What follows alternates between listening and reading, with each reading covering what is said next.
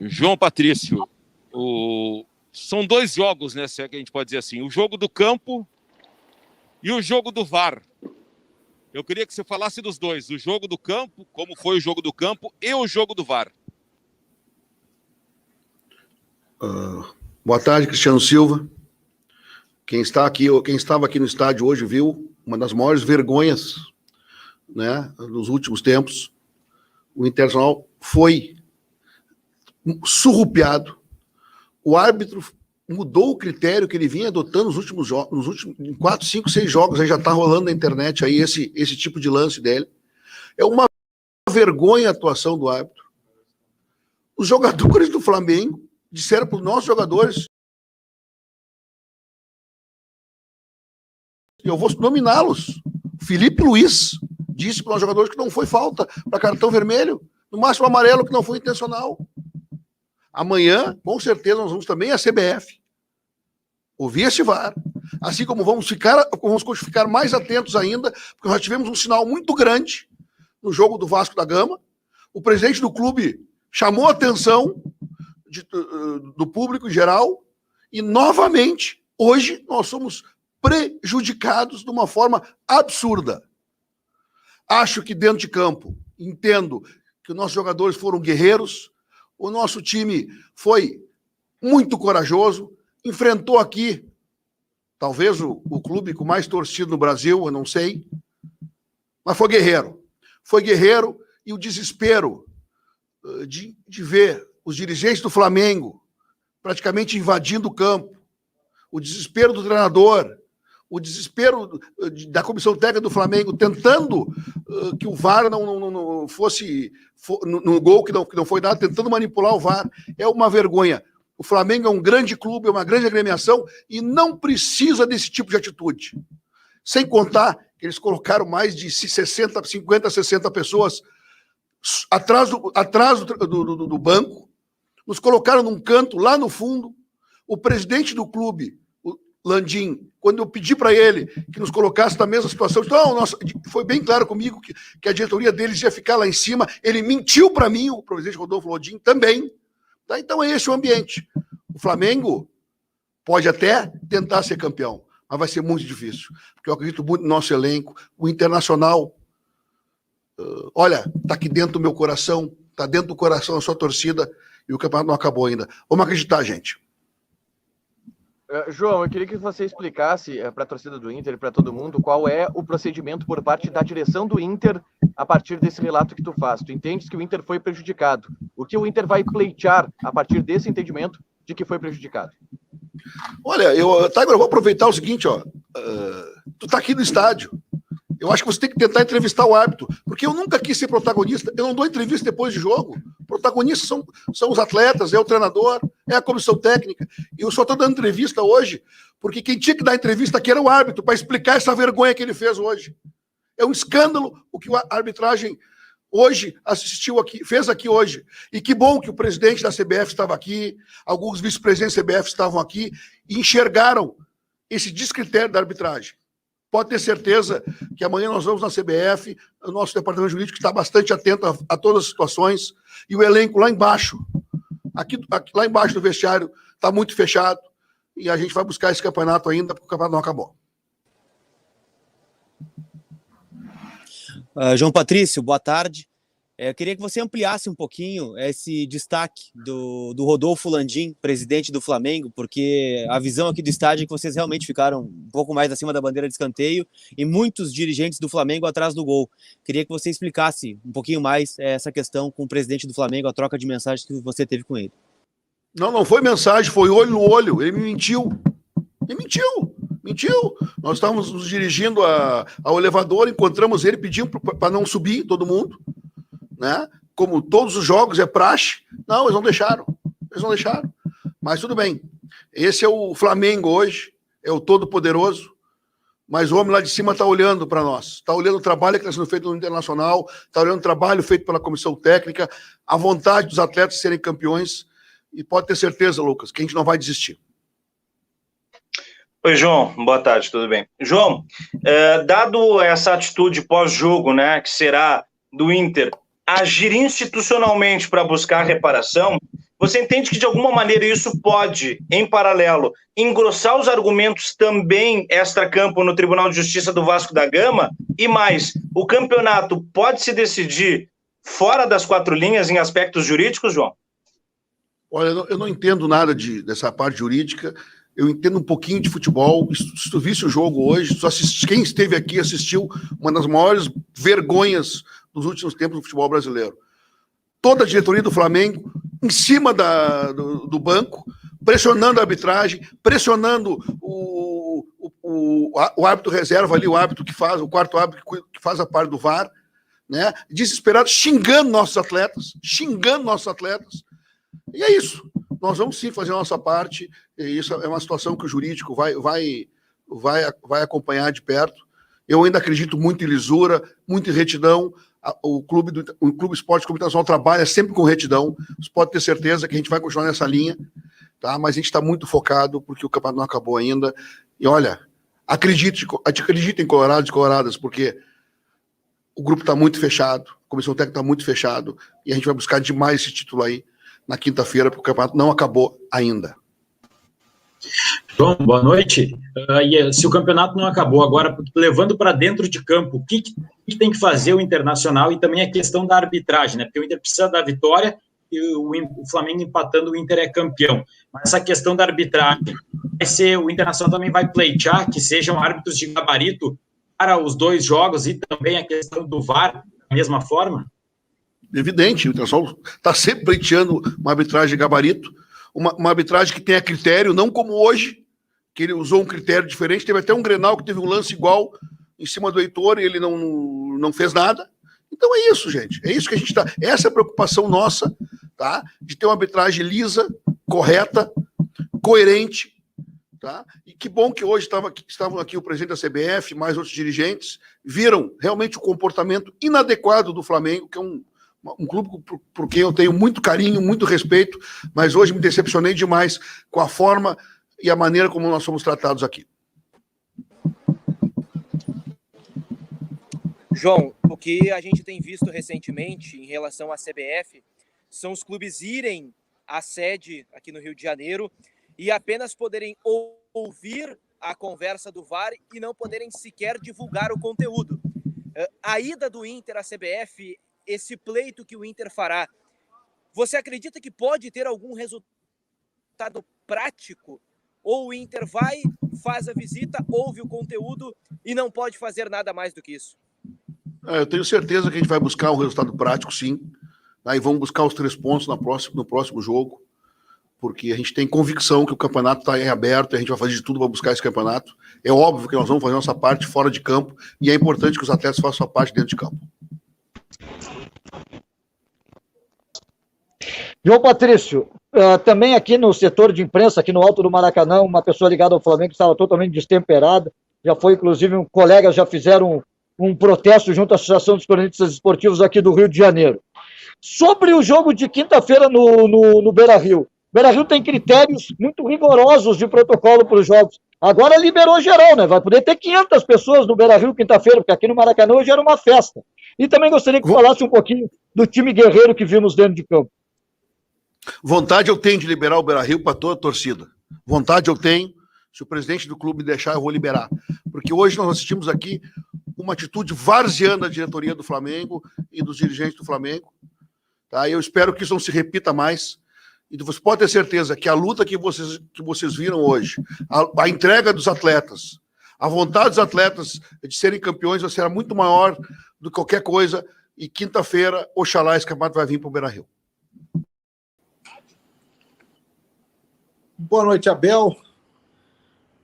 Queria saber de você, como fica agora que a situação não depende mais só do Inter, como é que você viu o jogo, mas especialmente como é que começa a se trabalhar imediatamente por uma situação que é delicada e que não depende só do Inter para ainda ser campeão? Mas você tem que confiar porque essa situação também atual, né, que estávamos antes do jogo, foi devido a um resultado em que o Flamengo não participou, o jogo contra o Sport. E o Flamengo não vai jogar contra o Sport, o Flamengo vai jogar contra o São Paulo. Então, não acabou. Eu já tinha dito isso antes, que só acabaria se tivesse um campeão. Daqui hoje, só poderia sair um campeão. E que seríamos nós. Mas foi um jogo com características e detalhes muito, muito especiais, né? Que não condiz muito com a verdade. Essa é a real, é a verdadeira verdade. O Abel, teve o jogo do campo e teve o jogo do VAR. Eu queria que, se você, se possível, pudesse comentar aí o jogo do campo do Inter e o jogo do VAR, que para muitos foi determinante para o resultado final. Mas o jogo do VAR, ele participa do jogo, né? Porque as decisões são tomadas muito de acordo com o VAR. E eu lamento muito o que aconteceu hoje, porque eu acho o Cláudio entre os 3 melhores árbitros do país, mas as imagens que nós vimos, que eu vi no vestiário, inclusive em relação a alguns jogos do Flamengo, arbitrado por eles,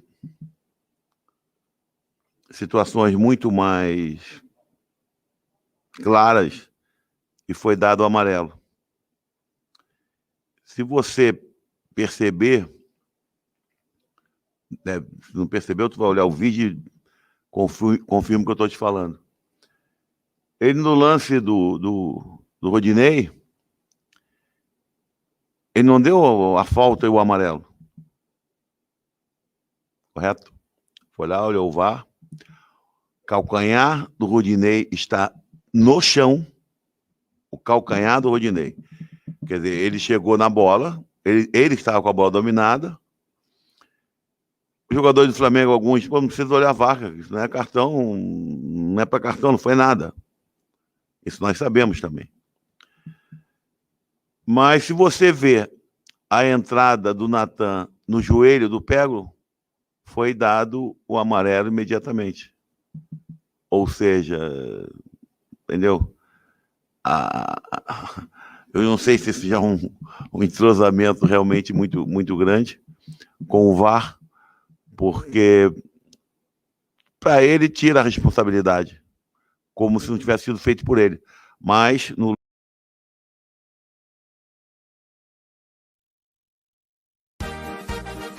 também diferente. Me explica, por que o Gustavo Henrique não tomou cartão amarelo?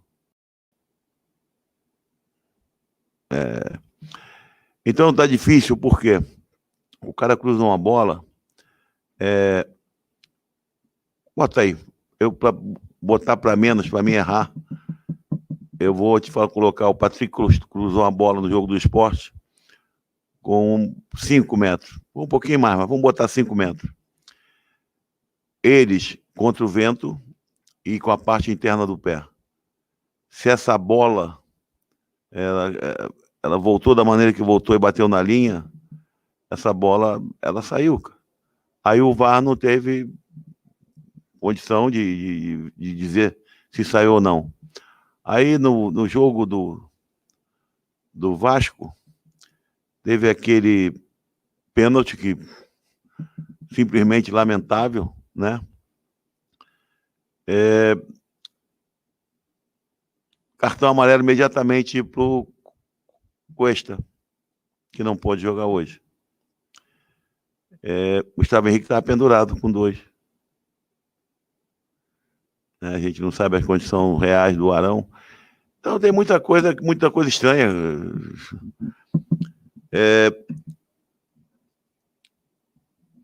Eu não vou mudar nunca. Eu agradeço meus jogadores. E mesmo o tempo que jogou com um jogador a menos, não abdicou de jogar, acertando, errando, buscando empate. Mas A gente não sabe, né? A gente sabe que tem um grande time do outro lado. E com todo normal, dentro da normalidade, seria difícil. Mas esse foi muito estranho. Os critérios, lamentavelmente. Ô, Abel, você falou dos critérios serem estranhos, a gente ouviu o João Patrício manifestando a revolta do Inter, os jogadores também manifestaram a revolta do Inter com as decisões da arbitragem.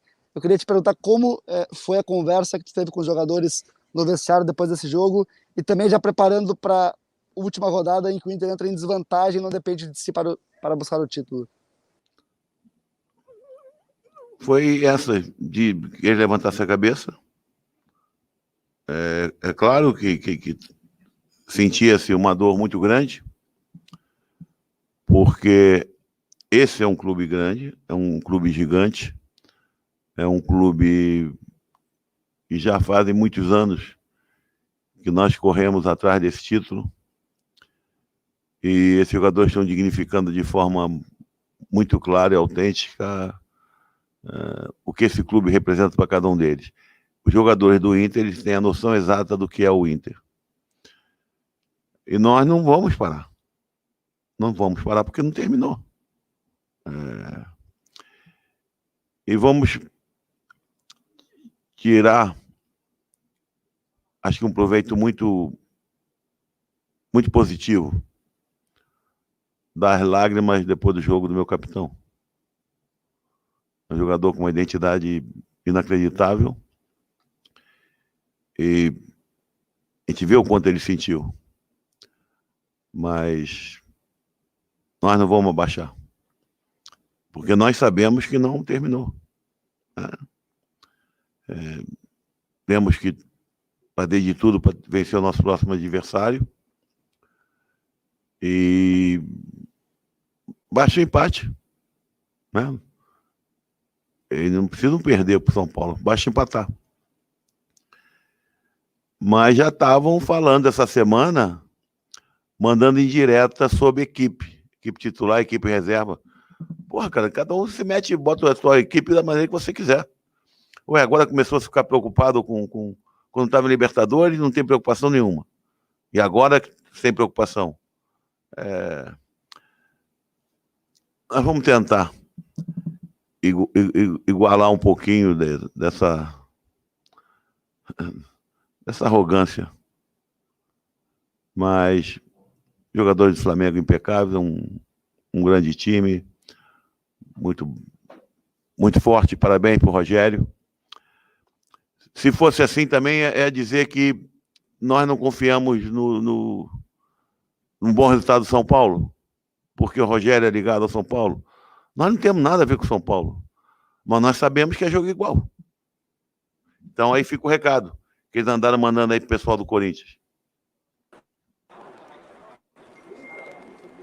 Abel, você citou aí o fato de o Rodrigo Dourado ter sentido, né, ter chorado ali ao fim do jogo. Ele é uma liderança do elenco. A gente viu no fim do jogo, especialmente por conta da arbitragem, o time bem nervoso no banco de reserva. Você teve que várias vezes pedir para o Danilo, por exemplo, que é uma outra liderança, ficar mais calmo. Teve reclamação, continua tendo, né, o pleito do Inter na CBF. Todos esses elementos, eles não fazem com que seja mais difícil recuperar a parte psicológica dos jogadores? Não, porque nisso eu sou bom. Posso não ser bom em nada, nisso eu sou bom. Pode ficar tranquilo que se nós não tivéssemos essa capacidade, a minha comissão técnica, os jogadores não lutariam da maneira que lutaram. Eles dignificaram e muito essa camiseta. Nós não esquecemos os torcedores que estavam presentes no aeroporto ontem, nos incentivando.